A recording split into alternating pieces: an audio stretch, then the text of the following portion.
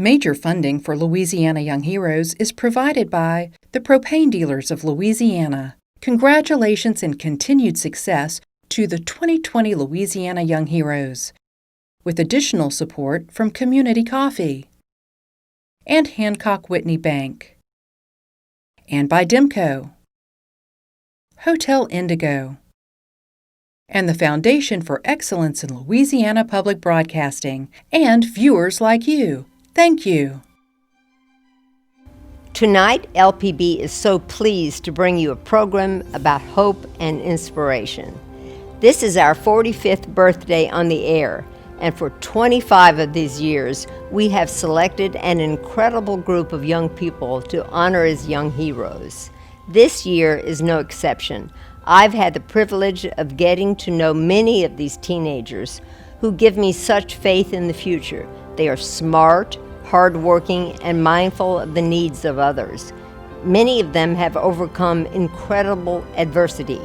In the selection process, many tears have been shed, but finally we are simply grateful to share their stories. We have followed their progress through the years. I remember one young man in the first year who became a mayor of his town, another young lady who had lost her parents and is now a parent herself and a part-time pastor. We care about these heroes and their families just as we care about our communities. That's what makes us public broadcasting. Will you join us tonight and celebrate a hopeful future for all of our families as we honor 2020's annual Young Heroes Award?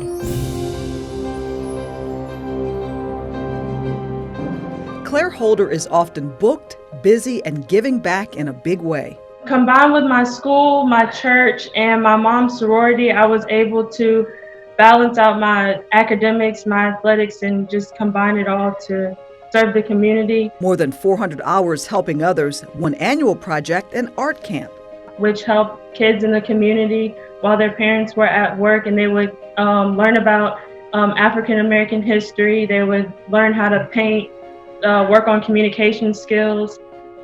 I also helped at Southside Gardens in the nursing home and a retirement center, feeding the residents, learning their lifestyles and just getting to know them and really interacting with them. And it was really inspiring and I loved it. Holder, also a gifted multi-sport athlete. My athletic career kind of just sprung playing tennis with my grandfather and my dad in our carport. And then I always enjoyed running and just being active outside. So I started doing gymnastics when I was 5 at the little gym, and then it kind of manifested and grew, and I really enjoyed it and transferred to Bengal gymnastics at LSU. I was a competitive gymnast there. And then also in 8th grade, I started running track. Her track career started by chance. The track coach at my school saw us in PE running around, and he said, "Hey, you're kind of athletic. Let's see what you can do." With little hesitation, she literally jumped right in. The first event he put me on was hurdles, and I was kind of nervous because I had never run hurdles before, but then I grew to love it, just the adrenaline rush, running over them and just getting through. It was very great, and I just love doing sports so much. And as if her academics, volunteering, and sports weren't enough, she had lots of other school activities too. Throughout high school, I participated in Spanish, Beta, Key, and National Honor Society at my school. And also, I was in Mu Alpha Theta as well and competed in competitions. And also completing service with my school, we went to the Baton Rouge Food Bank for our senior service day. And we were able to package many tons of pounds of food for the community after the flood. How do you balance all your academic activities, your sports activities, plus the activities you do throughout the school year? Yes, ma'am. It's very difficult at times, but through prayer and organization, that's kind of how I got through. And with my parents constantly telling me, hey, reminding me to do certain things and just staying on top of me, and me also being the tenacious person that I am to handle it myself as well. Claire says it was her village made up of mentors, church members like the one who encouraged her mom to nominate her for Young Heroes, and others wanting her to succeed that just poured into her. But none of it would have been possible without her mom and dad. I don't even know how they transported me to everything that from gymnastics in the evenings, 3 hours a night, to track practice, school events, service projects, just all the time. They always managed to get me there on time or early, and just always making sure that I was involved in the community, making sure that I knew my background, knew my history, making sure that I was a well-rounded person. And her parents couldn't be more proud. Claire makes my job as a mom, she makes me shine. And I don't know what I ever did that God blessed me with Claire, but I'm so grateful because she's dynamic in so many areas. You know, I just thank the Lord every day, you know, for this child just being able to do what she does, you know, in this COVID situation. I just, like you said, I was just kind of disappointed that she wasn't able to do everything that a senior gets to do. But for Claire, who says the pandemic did make her senior year challenging at times, it was the wealth of love and support she received that helped her give freely to others. When I do service projects with younger kids and I see the smiles on their faces and they come back and they say, hey, when I was having a bad day, you were there to help me and you were there to mentor me. And you really allowed me to see life from a different perspective.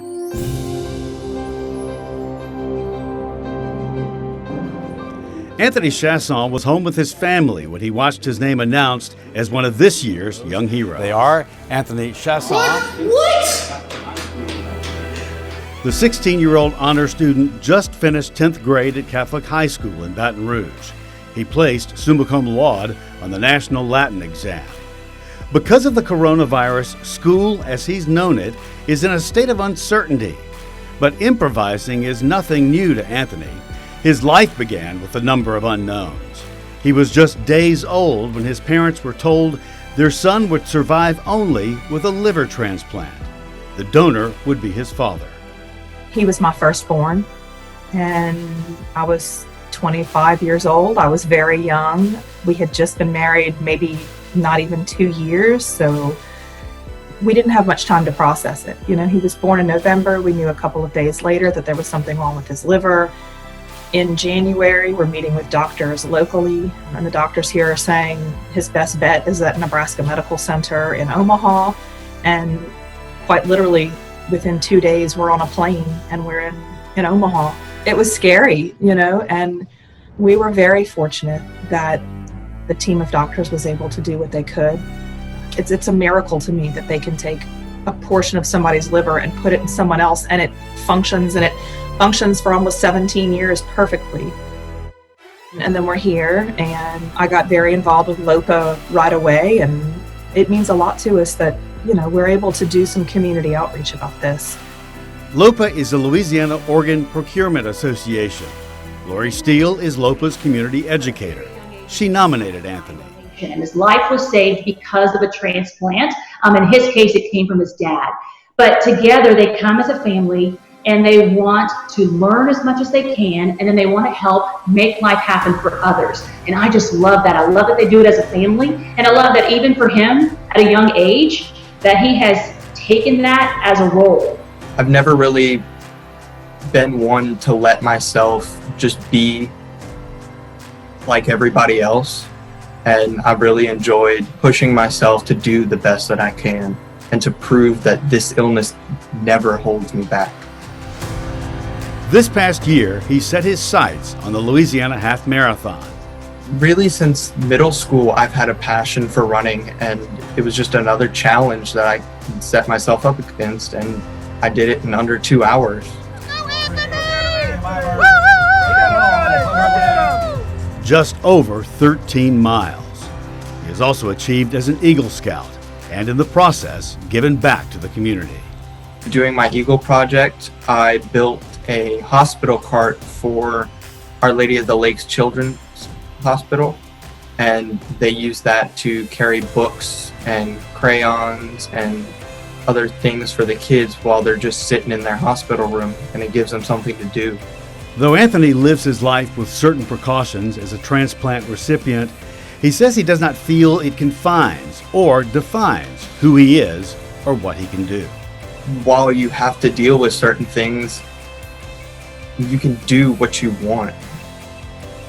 you can make the most of your life. It's not debilitating or restrictive. The transplant team told us when they transplanted him, we transplant these kids to give them life, let him live his life. There may be things that you have to be aware of differently, but don't restrict him. Don't let this hold him back from anything. Encourage him to be a normal kid. We joked, they said, make sure you discipline him. Don't let him turn into a little wretch because you can't bring yourself to tell him no. Keep life as normal as you possibly can. We've definitely done that.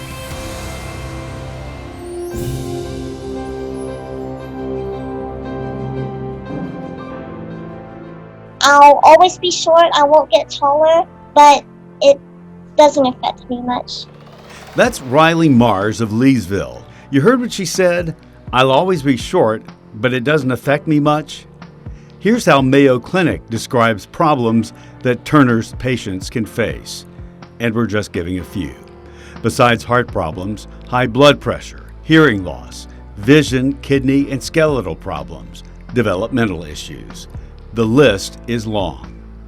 What's the biggest challenge with this condition that you have? Well, sometimes I can't reach the highest shelf. Okay. Any others?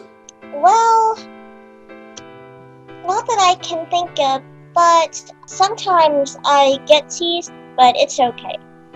We've never let her use her short stature as a crutch. We've always expected her to be positive and look at the best of her situation. There are a lot of things that are challenging for her, but we don't dwell on that. What they dwell on are things that will matter as and how she lives her life and achieves her goals. Now a junior at Leesville High in Vernon Parish, she's involved in school organizations and does volunteer work, like visiting nursing homes and serving at the Senior Citizens Luncheon. She's been a cheerleader, dancer, and enjoys acting. And she surprised her team of doctors and family the most when she took up weightlifting. It sure surprised me. The Wampuscat powerlifting team? Oh, yes, sir. Are you a big weightlifter? Well, not really. Some of the teachers suggested that I give it a try, and so I did, and I got 3rd place at regionals. The first year that she did it, she was 100%, went to practices, did what she had to do. Coming out of her freshman year, she came to me and she was like, Mom, it's a little bit harder on my body than I thought. I'm not really interested in doing it anymore. And I told her, I said, you gave it a shot, you tried it, and so it's not something that you want to do, and I'm fine with that, but find something else to replace it with. And so she's joined theater and several Civitan clubs and whatnot, so she's doing well as far as that goes. The whole time we try to tell her faith and positivity and not to let anything push you down. You just continue to be the ray of sunshine that she's always been. The family has moved into a new home this year after fire destroyed theirs last year. They almost didn't survive it. We had to escape out of a window, and I just remember being very, very scared. But the good Lord saved us, and I feel very blessed. People don't really know love until they have a child. And the day she was born, I was standing there. I just broke down because I seen what was going on with the hole in her palate and all this. And I was thinking, what have I done, for her to have to, I thought I was being punished, which may be something I'd done in my life. But she has been a blessing, and she's the most Christian girl that you'll ever meet. Thank you. And I'm so very proud of her, and I'd do it all over again. Nikki Mars praises Children's Hospital in New Orleans, calls it a safe haven for them with wonderful doctors. She says the Leesville community has been there for them all the way. Riley serves on the town's mayor's youth council and suggests ways others can be served. Everything that she faces, everything that she does, she's never once been scared to try anything. She wants to be a child advocate lawyer. She wants to write children's books. We're proud of everything that she has accomplished, everything that she wants to accomplish. We're excited to say what the future holds for her. Caleb Lewis knows a few things about challenges. In 2018, I had the traumatic brain injury, and that is easily, pretty well a life-changing event.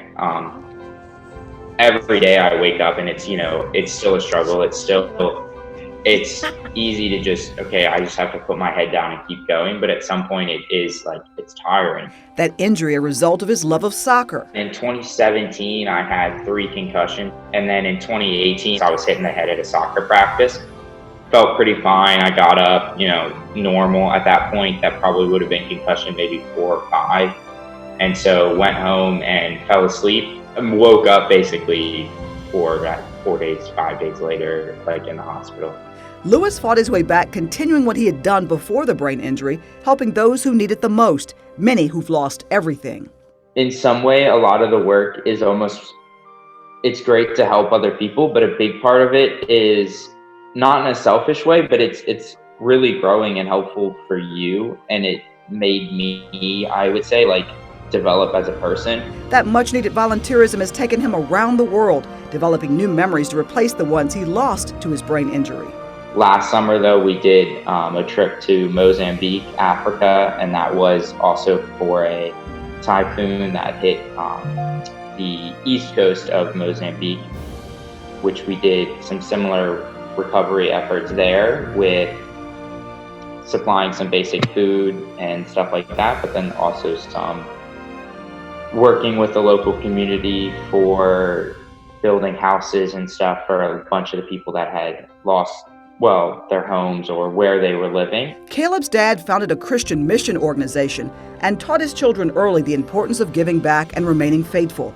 Caleb was just 4 years old when he picked up his first shovel. It's easy to go for 1 week and you're there and you see people and you help people and then you go home. That's great and that's wonderful and it brings a lot of help to those people maybe.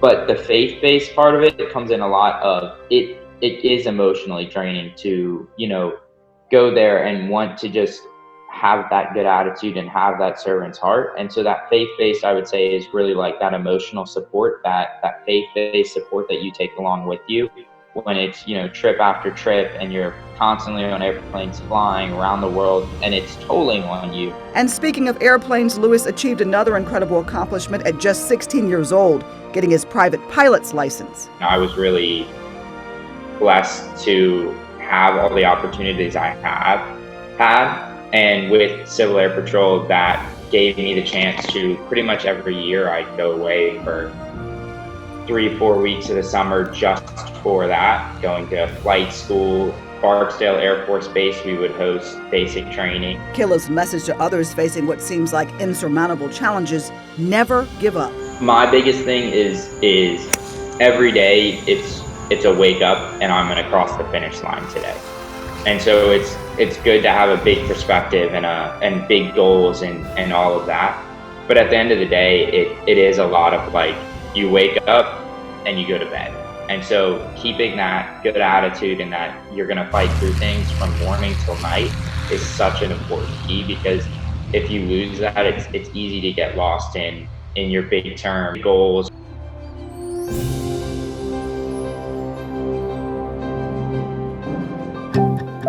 I have an unspecified mitochondrial disorder and an unspecified autoimmune condition. 18-year-old Lillian Dejean of Lafayette has taken all of what is unspecified about her, those disorders and physical conditions, and pushed past them to become a young woman profoundly defined, resolute, and with a powerful voice for those living with disabilities. I find a lot of people have expectations of me based on my limitations and based on what my body can and cannot do. And that tends to be more of a hindrance than my actual disability, because I do need accommodations and I do need more rest and I do need these more equipment, but you just go on. Because if I don't go on, I lay around all sad and sick, and no one likes a sad and sick kid laying around. At 15, she became the first minor ever appointed by any governor to serve as an advocate on the Louisiana Developmental Disabilities Council. It's really cool to be on the council, and I'm a huge asset to the council because there hasn't been that youth perspective there. And so to be able to represent that perspective is so important because we have different needs and different wants and different goals, and we're in a different phase of life than the adults. And so it's been really neat to be able to find my voice there and find my place and carve out a place that's never really been carved out before. Lillian's mom, Nicole, says her daughter is not to be underestimated. You really have to step back and really kind of review your bias and your perspective and your assumptions of people with disabilities. Again, when you make the assumption about Lillian or anyone else that you may see, and you assume disability or you assume lower standards or you set almost lower expectations for that interaction with them, she's one that disproves all of that.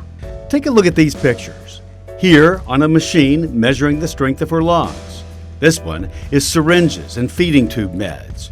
And here, Time Magazine and CNN interview her as she visited the nation's capital, where she protested against the repeal and replacement of Medicaid. To see that smile and hear her, then to know all she deals with, I couldn't help but be amazed. So she can breathe and get enough oxygen, for example, she's needed a ventilator for the past 5 years. It's right there in her bedroom. Here, I can show you. Yeah, I can give you a tour. I'd love a tour. I would love a tour. This is what we've heard so much about during COVID. Yeah, and I can just power it on. So you use that when you go to sleep, or? So overnight and also intermittently throughout the day. There's been periods of my life where I was on it 24/7. Her use of a feeding tube gave way to a business idea. So there's these things called tubey pads, and they're a replacement for gauze around a feeding tube. They're reusable and a little bit more fashionable. And so I noticed for a while that there was a gap in the market. So generally, people will create tubey pads specifically for smaller children. So it'll be like cartoon prints. And so for older tubies or people with feeding tubes, this wasn't the best because at 18, you don't want to be walking around with a SpongeBob tubey pad. So I taught myself how to sew with the help of my mom and started a business and started using fabrics that no one else was using. So like I make lace tubey pads and I make specialty tubey pads and more geared towards young adults and adults. I come with a lot of whirring noises with all my machines, and I really have to budget my energy because if I push myself too hard, then my organ function declines. To be able to kind of spread the message that, okay, if they don't make room at the table for you, you make room at the table for yourself. Because no one else is going to give you that room at the table, especially as a person with a disability.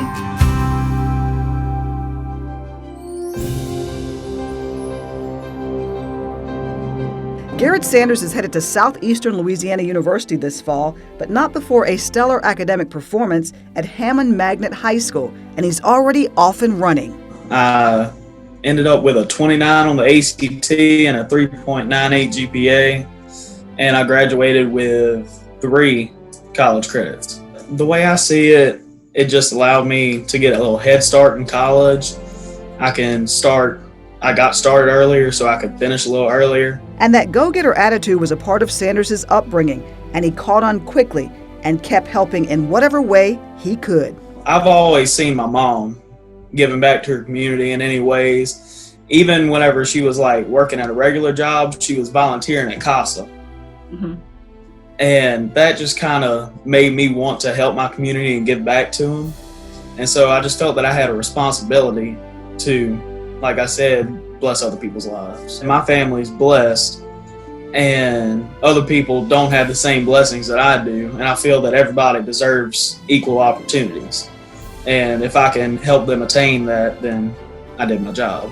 And you could say Sanders took his volunteerism and giving back like a job, his projects far from small, and their scope touching lives throughout his Hammond community. One project helped kids in the CASA program living through tough circumstances find a smile during the holidays. It's just a really good organization to give back to, because these kids in foster care, they're being pulled out of their homes. They don't know if they're going to get Christmas presents. They don't know where they're going to be in the next few months. So it's just kind of good to give them a little sense of security and, homeliness. What was it like when you handed out those boxes of food, handed out those school supplies?